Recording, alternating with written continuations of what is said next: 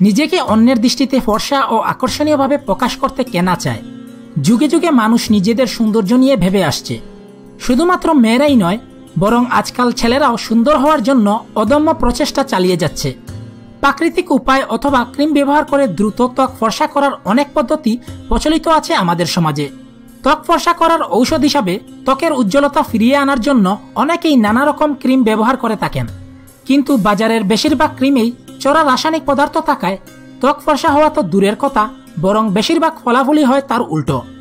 তাই আজ আমি আপনাদেরকে ফর্সা হওয়ার প্রাকৃতিক টোটকা সম্পর্কে বলবো, যার মাধ্যমে আপনি সম্পূর্ণ প্রাকৃতিক উপাদান দিয়ে কোনো পার্শ্ব প্রতিক্রিয়া ছাড়াই আপনার গায়ের রং ফর্সা করতে পারবেন।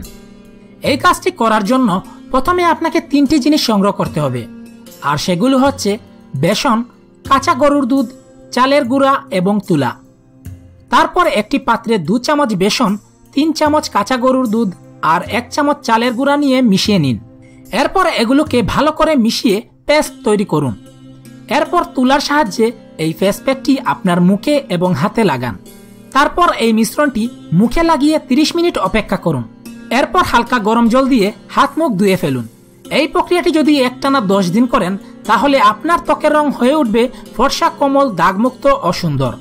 তাহলে আর দেরি কেন, বাড়িতে বসে প্রাকৃতিক উপায়ে নিজ থেকে হয়ে উঠুন ফর্সা ও আকর্ষণীয়।